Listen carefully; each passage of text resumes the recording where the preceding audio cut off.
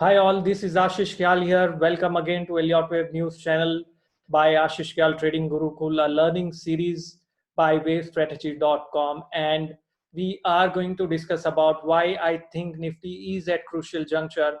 And many of you who remember, we derived certain levels last time as the target levels. I said this is not a sell market, it's buy on dips market. And if you have been following me over past few weeks or rather few months, you have been probably making a lot of money. But trust me, this is a learning series. This is nowhere an indication whether you should buy or sell. Use it from that perspective.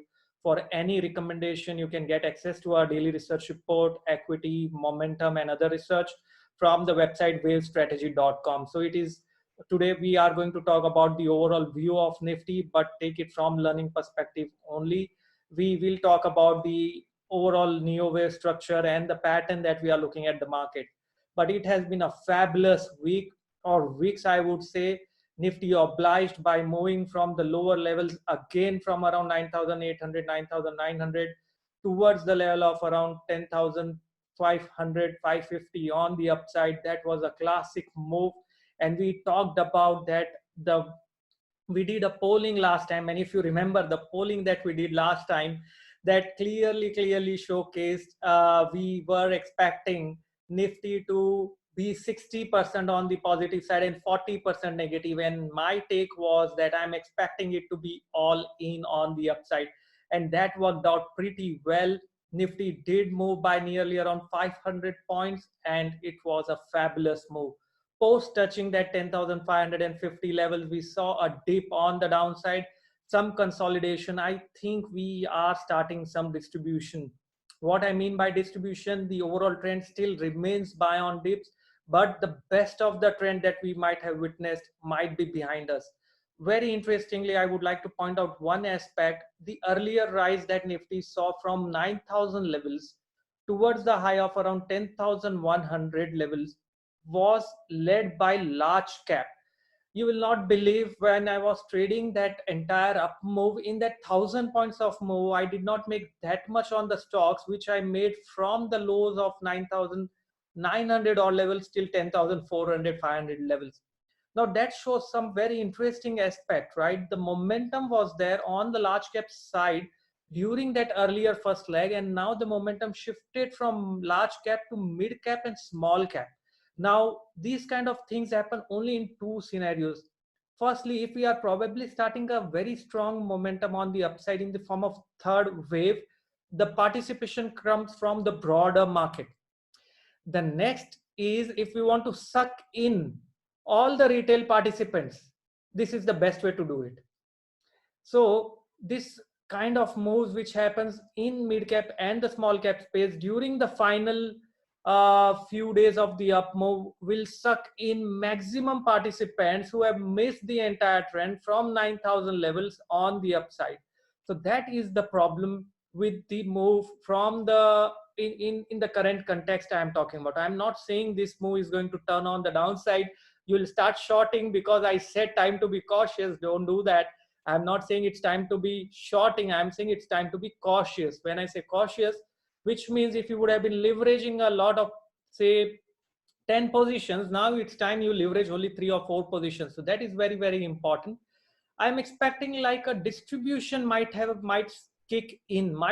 That is my assumption based on certain cycle analysis that I do. And I'm looking at this structure as probably wave E on the upside of a diametric pattern.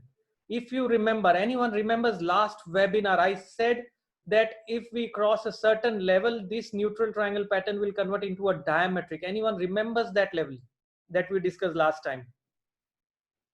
Devashish, the book is going to be out in 1.5 to 2 months yet. It's still ongoing, so that way. Yes, absolutely. 10,500, guys. I should be very careful what I talk. You remember everything. So 10,500 was the level we talked about. If Nifty crosses that, then this neutral triangle pattern will become into a diametric. And yes, it is a diametric pattern. Now that is the only possibility remaining. And that's why I think we are in wave E of that pattern. Post this E, we will again see a dip and big correction of few hundred points on the downside in the form of F, and then again a drifting behavior on the upside in the form of G, which will complete this entire wave B pattern before we start falling in the form of C. Now, someone who does not understand Elliott wave might be thinking what I'm talking about. Am I here to teach ABC? I'm not here to do that. In a nutshell, the markets are looking like maturing to me from short-term perspective. It is still buy on dips right now, and we will discuss about how to trade this market in just a short while. But I would like to know from polling, I'm going to launch that right now, what do you think is the trend for the market in the coming week? Okay, I'm not saying that the markets are going to rise or fall. I'm still asking you, what do you think is the trend for Nifty in the coming week? Is it going to be uptrend, which means from today's, is it going to go higher on the upside by next Friday, or is it going to go close negative or lower than today's close by next Friday? So if that is the case, what is the overall trend of the Nifty that you are making out? And it's going to be a very interesting polling like we do always, and I'm keeping a close watch on what you are doing. It's a fabulous outcome. And a question to you guys: did we form a doji today on Nifty?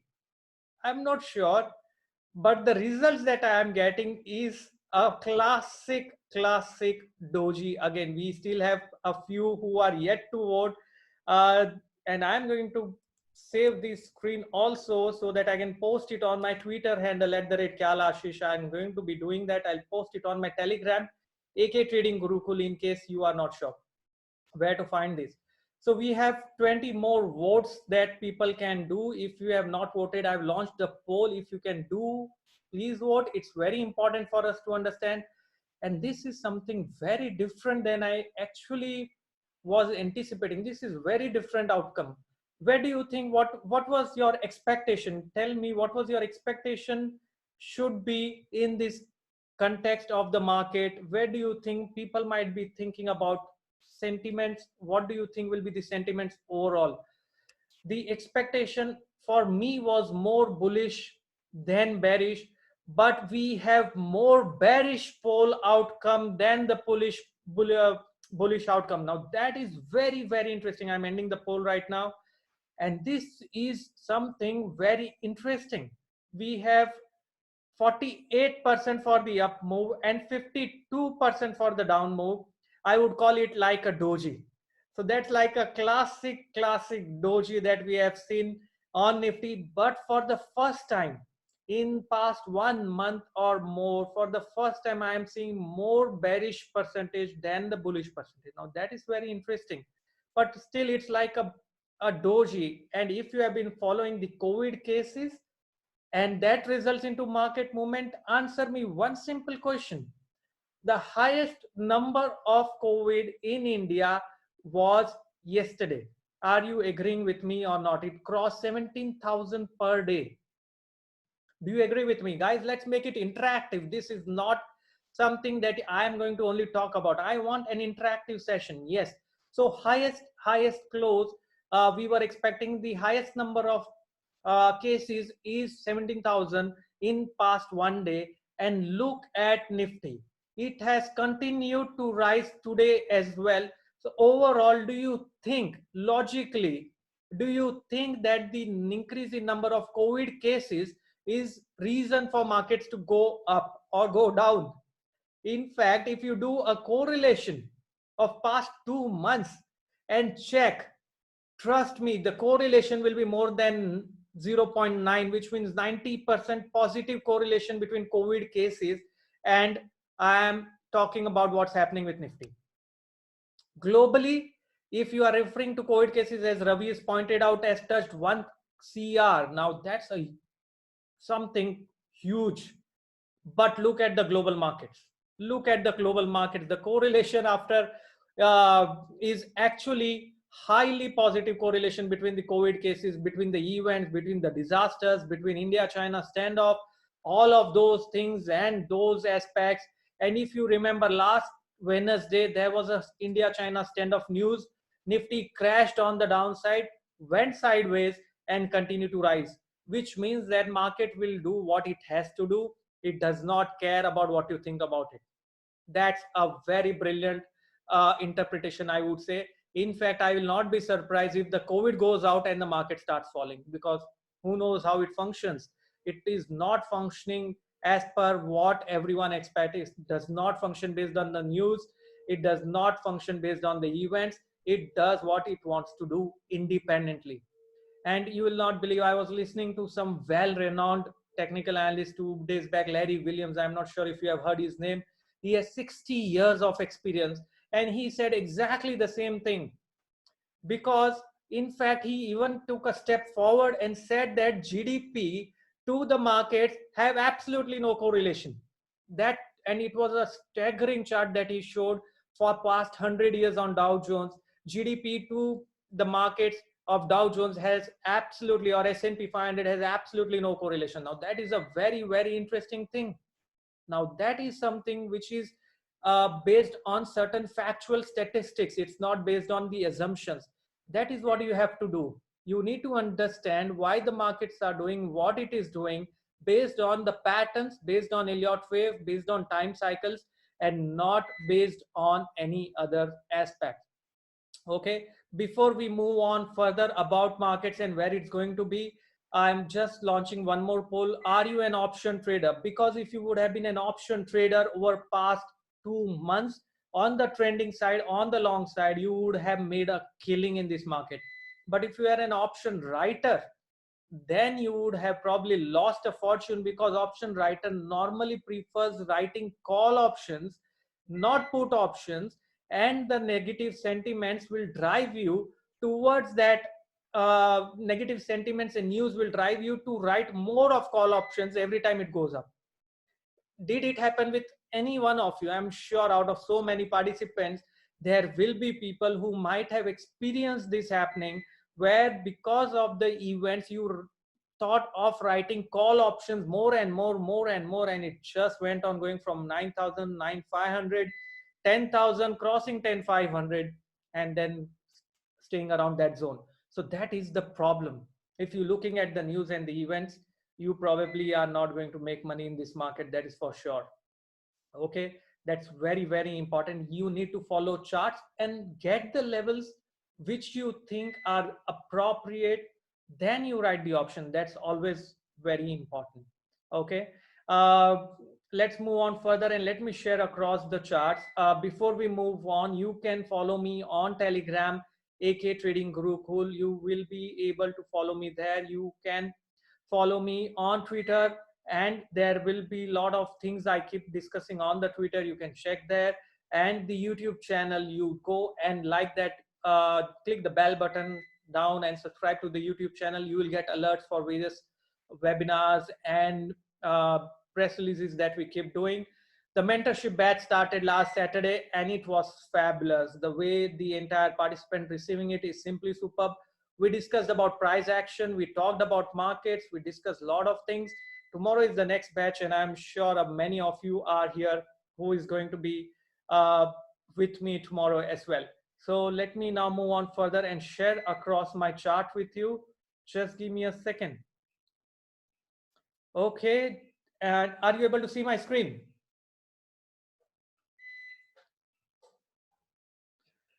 Fantastic. If you are able to see my screen, you can either type in on the chat or you can raise your hands. That is the best way to for me to understand you are able to see my screen. Now there you go. So you are able to see my screen.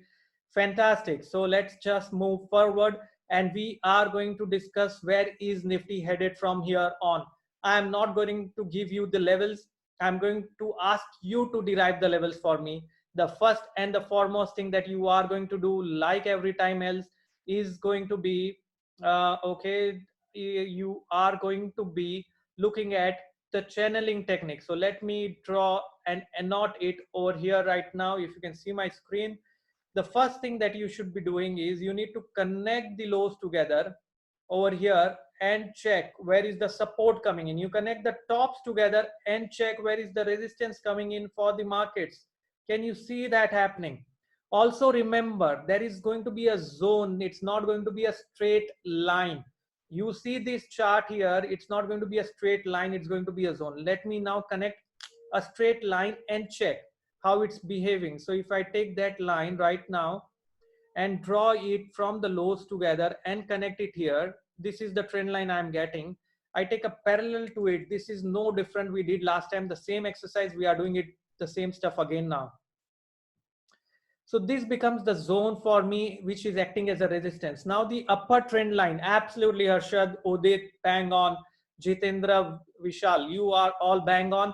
The zone comes to around 10,700. It's shifting higher. It is drifting higher because with each passing day, it continues to drift on the upside. Now I am the guy who is not a very big fan of indicators, but at times like this, I will prefer using some indicators. Let me put which indicator you want me to put. I want to make it for you. So you tell me which indicators you want me to put. RSI. Let me put RSI. Ichimoku. Okay. Ichimoku, I'll not be putting it right now because it will require a lot of explanation. I am going to discuss that Ichimoku tomorrow in my mentorship batch in much detail. How to derive exact entry and exit based on that Ichimoku. So let me put RSI. I think majority of you want to see RSI. Let me put that and check on the chart. What is RSI suggesting? Okay. Okay. The lines got shifted. Let me just clear that. And okay, here we are. So if you are able to see, I put in Ichimoku. Let me put Bollinger Bands as well. The reason being I'm expecting markets to be more range bound. So Bollinger Bands is the way to go if you expect a range bound markets to happen. If you are, how many of you following me on Twitter? To be very honest, how many of you following me on Twitter? Fantastic. And did you realize 2 days back, I tweeted that markets will now go sideways. Do you remember? It was at a 10,450, 500 levels.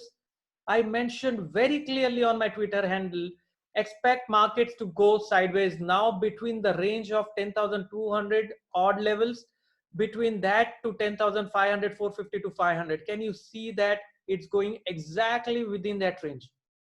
How do you think I derived that range? It was based on Bollinger Bands. There is no rocket science. But how do I know it is going from a trending move to a range bound? Now that is something very important, and that was done looking at Elliott wave perspective. So and the neo wave. So that is very important. I said 180 as crucial support. Absolutely. So 180 to 190, if I remember correctly, as the crucial support is what I mentioned on the chart. Look at this entire stuff. What is important is you know when to that there is something like Bollinger Bands, RSI, all of those things. The key is to identify when to apply these things. Okay, the difference between these are you need to know when to apply RSI, when to apply Bollinger Bands. That is what makes all the difference.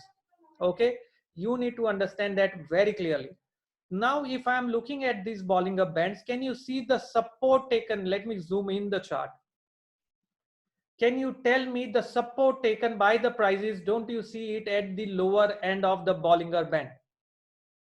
Can you see that? And the bands have gone sideways. So am I being safe in assuming that now for a trending move to emerge, we need to see a break above the upper end of the Bollinger Band, and then the band should start trending on the upside the way we saw it here.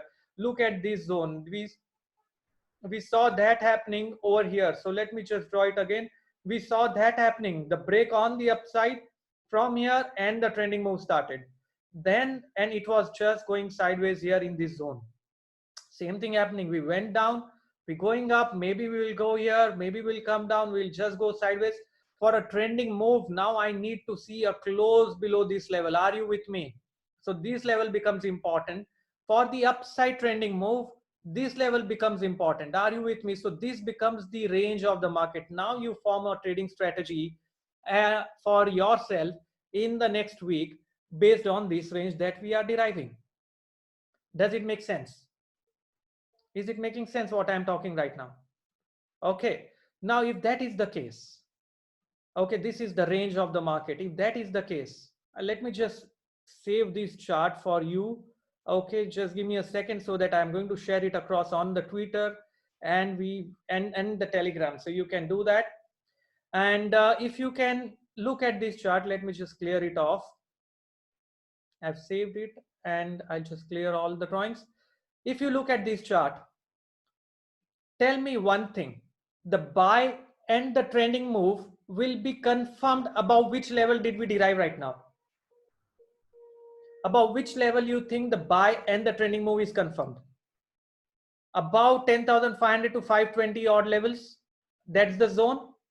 But do you think, do we have sufficient room for a good trend to go on the upside? Do you think there is a sufficient room on the upside if we enter at 10,500 to 10,550 levels for it to go strongly higher? No, because it is capping at 10,700 odd levels, which means if I want to trade, I need to play some ones and twos. I can't even now play sixers now. The sixers are done over where? Let me explain you. The home runs that you wanted to hit, then the sixes you wanted to hit is gone. If you miss this trend, it's not going to be happening again. It's gone here. It's gone here. Now, can I also say one thing safely? This move is smaller compared to this move. Here is an homework for you. If you can go back and measure this trend from this point to this point, and you measure the trend from this point to this point, try to find out, is there any kind of a relationship? FIBO relationship. I know what is the relationship. I want you to derive it. Okay. If that is the case, there is also a possibility there will be a FIBO relationship between this trend and the trend if it goes up from here, from between these two zones. Now that is how you should be applying Fibonacci relationship between each of the waves. Okay, that is how you should look at the market. It's very, very important. You derive that Fibo relationship. Post you derive that Fibo relationship, I want you to do one thing for me.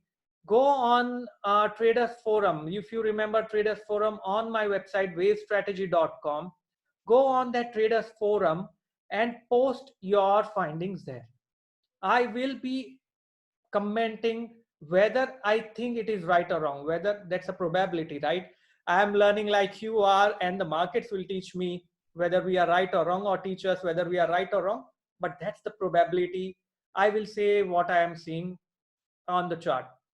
So the bottom line, not to confuse you, the best of the up move, I think, is over. What we are witnessing now is range bound movement. Smart traders will try to distribute, now is what I am thinking, unless I see a fresh sector picking up from here on all the way on the upside. For that to happen, I need strong momentum. You tell me now, do you see a negative divergence here or not? Do you see on an hourly chart negative divergence, yes or no? Can I say prices made a high, RSI made a lower high? So is there a negative divergence? Yes or no? If that is a negative divergence there, the momentum is increasing or reducing? Is the momentum increasing or reducing? The momentum is reducing. For people who don't know what is a momentum, momentum is nothing but the speed with which prices are going higher. It's like driving a car. How much fast it's going up. The momentum is reducing. If the momentum is reducing and suddenly you want to put from a second gear to a fifth gear for it to break on the upside, do you think that is highly likely or less likely? I'm again repeating, if the momentum is slowly decreasing, for us to go from second gear to fifth gear, for it to break this channel, why is this channel so important for me? Because look at the past, the number of times this has touched the resistance. Can you see here the number of times? It is actually reducing. Now if that is the case and the momentum is reducing, I think it is time for you to be cautious. It is time for you to be cautious. It's not the time for you to be buying the market all in. It's time to be cautious. Once the market goes up and comes back down again, then it will be the time where we will look for shorting opportunity. It's nowhere shorting right now. Once we see a faster retracement of the last rising segment, that is the time when I'm going to look at shorting opportunity. So let me clear that chart right now. So what is your understanding looking at Bollinger Bands, channels and RSI? It means that the markets will go sideways for at least a day more. And I have a cycle which I apply across short time frames. I apply cycles on 5 minutes, 30 minutes, hourly, daily, weekly, and that helps me derive a lot of insight into what is happening. So that is very important. Based on that, I think we will go sideways. We will drift higher, drifting behavior, but the participation from the stock should come down. Lesser number of stocks should rally now. And once that happens, more number of people will get sucked in. Once Nifty touches 10,550 again, many retailers will start jumping in at that level. I would not say retailers, I would say smart traders will start exiting. That is my take. I might be wrong. It's a probability. If tomorrow it goes to 11,000, you will catch my collar and said, I'm talking about 10,700 and 650 and 600 and it's now at 11,000. Don't do that. Do your homework and research. This is just educational. This is what I'm seeing on the chart. I'm a simple chart reader and nothing else. Okay. So does it make sense what we have derived? And from the wave perspective, I think this is wave E right now. We are moving in some kind of a bifurcation within wave E. Post its completion, we might start seeing something cooking up. So for me, the levels I have discussed is going to be crucial, will be 10,550 on the upside, 10,200 on the downside. I am going to be sideways market. I'll be trading a sideways market. I'm not betting on the trend right now. If you are an option trader, maybe you can form some strategy around that. If you are a swing trader, probably the best time is to enjoy what you made from 9,900, 10,000 levels to 10,400, 500 levels, because you might have made a killing like me because we were bullish from that levels. And so enjoy that fruit. It's not very often you get such kind of a trending move happen, right? Okay, so let's take on a few questions now on the market. I hope it is clear and it is interesting how to look at the markets, how to look at indicators. So again, I'm repeating, the key is not Bollinger Bands. The key is when to apply Bollinger Bands. That makes a hell lot of difference. And I'm going to be launching in next month. We have Master of Technical Analysis class, which is going to be there in next month. If you are interested in that 2 days of program, which is going to talk about bands, RSI, ROC, lot of stuff on channels, how to look at it, when to apply it, bar techniques, and lot of those things. If you are interested, you can drop an email to helpdesk@wavestrategy.com, or you can reach out to us on wavestrategy.com and fill in the form. So you can do that, or on 9920422202. So let me take a few questions now. View on US dollar. Sorry, I'll not be discussing USD right now over here. I think it's range bound, to be very honest. Yes, show us the pattern diagram. I think I showed the pattern right now. That is what I've showed. Break of what level, confirm F down of diametric has started. I'm not going to give Sanjeev everything here because that is going to be mentioned in my morning daily research report. Yes, I am still in Lonavala. There is still no electricity. I think it is what, 20-25 days now. And guys, if you can help me get electricity at this place, it's going to be fantastic. We are talking about bullet trains, but we are not able to get electricity in vicinity of 100 kilometers from Mumbai. Now that's something is very, very peculiar, and I am not sure if I'm understanding things correctly. Cyclone Nisarg happened and there was absolutely no light here. Fortunately, my Vodafone 4G has started working since about a week. Fortunately, after so many weeks, and electricity is still not there. So we are surviving without electricity. I'm all joyful even without electricity.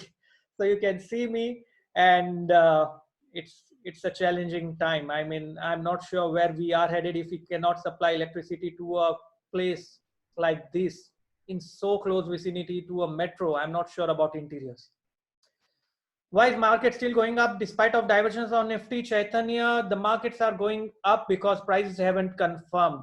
So it is very important you understand prices are supreme.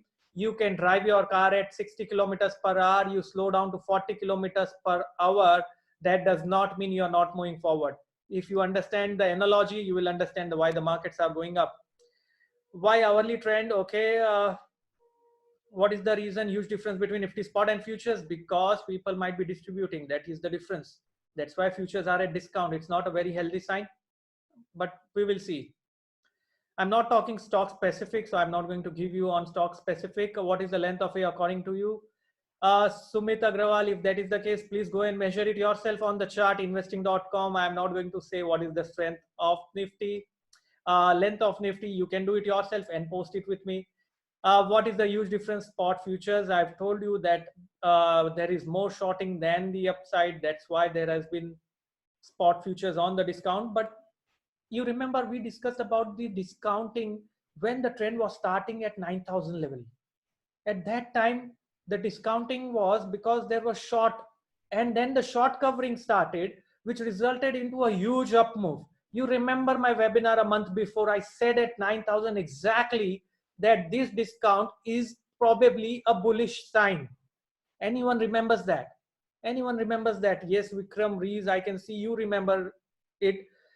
And now I am talking exactly the opposite, because now the markets have rallied. This is not the time for markets to be showing short positions or discounting. This is the time for market futures to be showing premium, but it is still not. So this is like a warning sign. So it depends which phase of the market you are and what is happening right now. So if we would have been at around 8,000 levels, 9,000 levels and discounting, short covering. But now when we are at the highs and still discounting, not a very positive sign for me. Reliance is an up move. Why you want to catch a beast so far? Buy on dips for Reliance. I'm not catching the top in that stock. When it tops, we will know. But for now, I'll buy on dips. Indicators in psychology, a very detailed discussion. I'll do that in my mentorship program. In larger perspective of the market, okay. Call is 60, and Sumit, I'm not going to take that. It's a very lengthy question. PSU banks are leading the rally in this week. Any bottom fishing possible now? PSU banks are rallying, and you know, when all the kachra starts going up, I get cautious. Trust me, I'm blunt, I'm upfront. PSU bank is that for me because it has not done anything for the investor over past 3 years, and it has been a disaster. So I'm not happy about whatever it does. Let it do. View on pharma tomorrow's program. Pharma index tomorrow's program. I'm not sure what is your question. So view on Tata Motors. Tata Motors is actually not doing much. It's went up, it came down all the way, it retraced more than 61.8%. So I am little cautious now on Tata Motors. I would prefer Maruti. If you remember my 2 hours of webinar, we derived Maruti over Tata Motors using a relative strength chart. Not relative strength, comparative chart. Okay.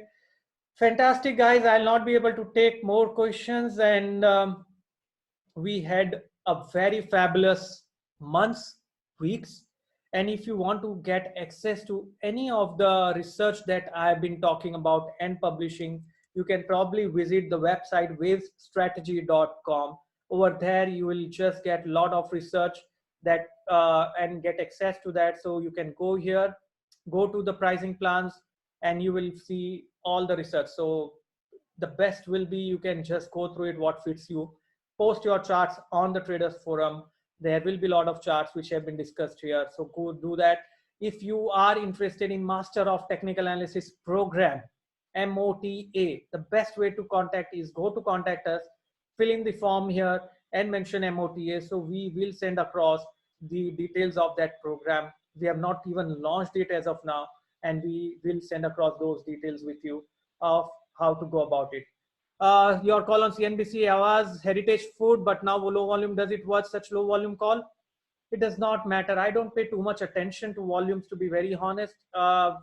During breakouts, yes, and it also went drastically higher also at one point of time. So Heritage Food was up by nearly 6-7% post I gave the call. Then it came down. So those are more like an intraday trades that you should do, not carry it. Absolutely. M&M Finance, third wave. Okay, fantastic. And in fact, you look at Birlasoft, I gave, Heritage Food, I gave. A lot of calls went amazingly well. So that went up, but then came down, and that is why I'm little cautious now, because it's not sustaining. These stocks are not sustaining. It's coming down again and again. Cantabil made profit from it. Ramakrishnan, fantastic. Glad it helped. So that's a fantastic thing. Great to see you are able to capitalize on what I'm giving on the media channels. So that's great. RBL was good. Zeal, a lot of calls. Great, guys. Then thank you very much. Hope it was interesting. And Himadri went like what, 8-9% on that same day. I think it went amazing on that same day. Great, fantastic, and see you again same time next week on a Friday. Do follow me on Twitter at @KyalAshish, Telegram AK Trading Gurukul, and post your charts and questions for anything. And if you have not received that 3 days of research which I committed, please bear with me. I'm a committed person. If you have not received it, drop an email to my team. They will look if you have done all the things which is required, and they will send across the research. If you have not received it, which means you might not have liked it on Facebook, all the parameters need to be fulfilled, then they will send it across to you. Okay, thanks a lot. And if this was not informative, I'm not sure what will. I'm sure there are still a lot of participants. You guys think it was informative session or not? If you think it was not informative, let me know. I want to understand.